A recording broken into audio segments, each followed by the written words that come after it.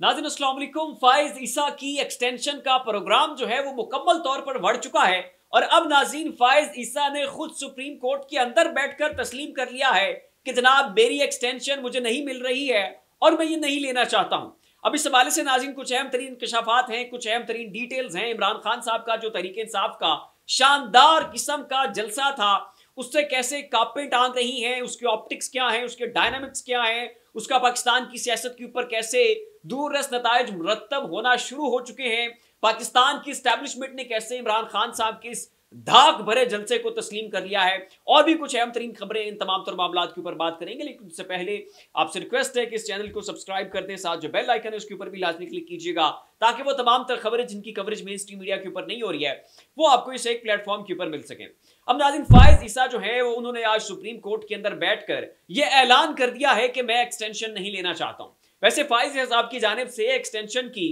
बड़ी सरतोड़ कोशिशें की गई, मुक्तदरा को बड़ा खुश करने की कोशिश की गई। उन्होंने अपने मिजाज के बरखिलाफ बहुत सारी चीजें की। जब वो चीफ जस्टिस नहीं बने थे तो पहले उनको जनाब बड़ा पाकिस्तान का चेगुवेरा समझा जा रहा था। ये कहा जा रहा था कि जनाब ये एक बहुत बड़ी रेजिस्टेंस साबित होंगे, ये बहुत बड़े एंटी एस्टैब्लिशमेंट साबित होंगे, ये सुप्रीम कोर्ट के अंदर केसेस जो है जनाब ठक ठक ठक करके जो है वो चलने शुरू हो जाएंगे और बड़ा पाकिस्तान के अंदर एक मज़ाहमत का बयानिया बनेगा। और ये जो पाकिस्तान के ऊपर सुप्रेमेसी है, जेमनी है कुछ लोगों की, ये जो स्टेटस को है सब कुछ जो है वो तोड़कर रख देंगे। इस तरह की एक परसेप्शन जो है वो फाइज ईसा के बारे में बनी हुई थी और बहुत बड़े बड़े साफी हामिद मीर साहब, मुतीउल्लाह जान और पाकिस्तान के बहुत बड़े बड़े कोर्ट रिपोर्टर्स जो हैं वो अक्सर हमें फाइज ईसा की बड़ी बड़ी तारीफों के पुल बांधते हुए दिखाई देते थे। लेकिन जब फाइज ईसा जो है वो पाकिस्तान के चीफ जस्टिस बने, फिर उनकी पूरी की पूरी पर्सनैलिटी और परसोना और उनके कैरिज्मा में 180 डिग्री का शिफ्ट आया। उसके बाद चीजें जो है वो यकसर बदल गई और वही मोतरफ तरीन शख्सियात जो कि फाइज ईसा की बड़ी तारीफें किया करते थे, उनको हमने फाइज ईसा का बहुत बड़ा जो है वो नाकिद पाया। अब नाज़रीन फाइज ईसा ने खुद स्टेटमेंट दिया और ये मामला जो है अंगूर खट्टे वाली सूरत हाल है। अब नाज़रीन वो कहते हैं कि मुझे तौसीक का कहा गया लेकिन मैंने इनकार कर दिया है। अब अगर कानून कोई भी बन गया फिर भी मैं तौसी नहीं लूंगा। आजम नज़ीर तारड़ ने एक मीटिंग में कहा तमाम चीफ जस्टिस की मुद्दत मुलाजमत बढ़ा रहे हैं। मैंने जवाब दिया बाकियों की कर दे, मैं कबूल नहीं करूंगा। मंसूर अली शाह साहब और अटारनी जनरल खुद भी जो है वो मौजूद थे। ये नाज़रीन कहना है चीफ जस्टिस ऑफ पाकिस्तान का। अब यही नाज़रीन चीफ जस्टिस हैं, यही फाइज ईसा हैं जिनके बारे में नजम सेठी साहब ने यह दावा किया था कि फाइज ईसा एक्सटेंशन चाहते हैं, उनकी बड़ी शदीद ख्वाहिश है, इसके लिए वो बड़े पर तोल रहे हैं। लेकिन उनका पाकिस्तान की जो मौजूदा गवर्नमेंट है उनसे मुतालबा ये है कि आप थ्रू प्रॉपर चैनल आएँ, आप तमाम तर जजेस को तौसीह दें, तमाम तर जजेस की जो दौरानियां है उसको बढ़ाएं ताकि मेरे ऊपर जो मलबा ना गिरे, मैं मुतनाज़े ना हो जाऊं। तो एक जनरल सी बात लगे, एक बड़ा जनाब लगे कि जनाब ओवरऑल ये एक अमेंडमेंट आई है, स्पेसिफिकली मेरे ऊपर जो है वो टारगेट नहीं होना चाहिए, उस सूरत में एक्सटेंशन लेने के लिए तैयार हूं। उसके बाद में नजम सेठी साहब की इसी खबर की तौसीक जो है वो खुद राना सनाउल्लाह साहब ने कह दी और उन्होंने भी इसी बयान को जो है वो रिपीट कर दिया कि चीफ जस्टिस जो है वो एक्सटेंशन लेना चाहते थे लेकिन इस रास्ते से, इस तरीके से। तो अब नाज़रीन चूंकि ये मामला बड़ा टफ हो चुका है, एक्सटेंशन देना नामुमकिन नजर आ रहा है, फाइज ईसा को भी नजर आ चुका है और खुद नाज़रीन तहरीक इंसाफ की जानिब से करोड़ों मरतबा ये जो है मुतालबा किया गया कि फाइज ईसा की एक्सटेंशन की बातें हो रही हैं और वो इस मामले में अहम फरीक हैं और फिर वो मुतासिब हैं, तहरीक इंसाफ उनके ऊपर अदम एतमाद कर चुकी है और एक तो उन्हें खुद तहरीक इंसाफ के जो केसेस लगे हुए हैं उनसे अपने आप को अलग कर लेना चाहिए और दूसरा तहरीक इंसाफ ने यह मुतालबा किया था कि फाइज ईसा आगे बढ़े और खुद अपनी एक्सटेंशन की तरदीद करे और खुलकर डंके की चोट के ऊपर कहें कि मुझे एक्सटेंशन नहीं चाहिए क्योंकि आप मुतनाज़े बन रहे हैं, आपकी शख्सियत जो है वो बहुत बुरी तरह से डिरेल हो रही है। लेकिन फाइज ईसा ने जो है ये हिम्मत नहीं की। लेकिन अब चूंकि सारे मामला नजर आ रहे हैं और ग्राउंड रियलिटीज वो देख चुके हैं और अंगूर खट्टे हो चुके हैं तो उन्होंने जनाब बिल आखिर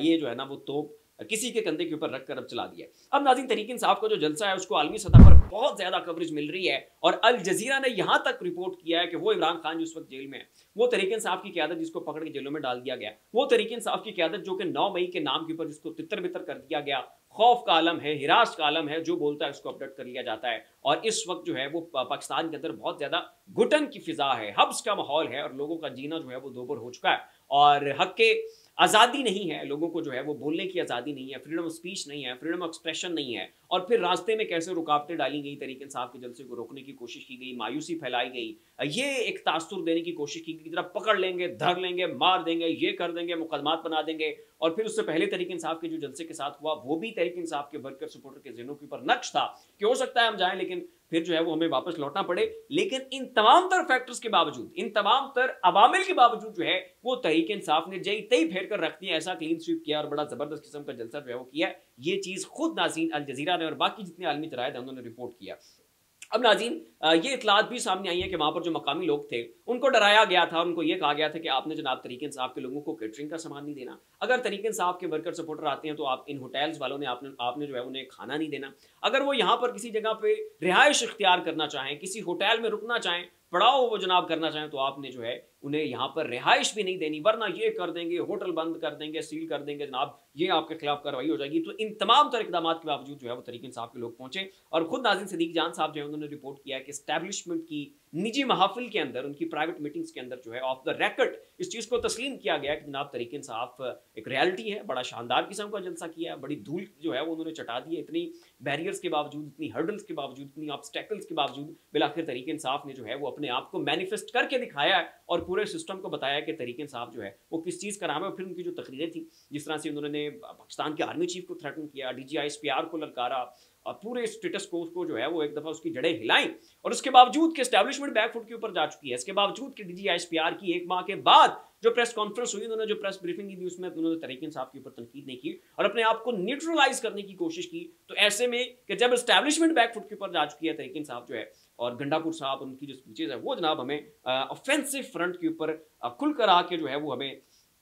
तलवारें चलाते हुए दिखाई दे रहे हैं। खैर नून लीग और इनके जो तमाम तर करता धरता है, उनकी जो टॉप टियर लीडरशिप है, उन्होंने तो मानने से इनकार कर दिया है कि जी तहरीक इंसाफ का बड़ा शानदार जलसा था। लेकिन खैर उनके मानने और ना मानने से क्या होता है। अब नाज़रीन ये जो तहरीक इंसाफ का जलसा है इसके असरात बहुत खतरनाक होंगे, इकॉनमी अफेक्ट होगी, पाकिस्तान के जो सरमायाकारों का एतमाद है वो अफेक्ट होगा, जो आलमी बड़ी बड़ी कुव्वतें बैठी हुई हैं उन्हें नजर आएगा कि जनाब तहरीक इंसाफ तो पावर है, इनकलाब आ सकता है, बांग्लादेश के मॉडल का आगाज हो सकता है, और जिसकी धमकी खुद तहरीक इंसाफ की जानिब से लगाई जा चुकी है। तो खैर इस जलसे के बाद पूरे का पूरा निज़ाम, पूरे का पूरा सिस्टम जो है नाज़रीन बहुत बुरी तरह से हिल चुका है। फिलहाल इतना ही, ऐसी मज़ीद लम्हा बलमा अपडेट्स के लिए हमारा चैनल ज़ाविया सब्सक्राइब कर लें। शुक्रिया।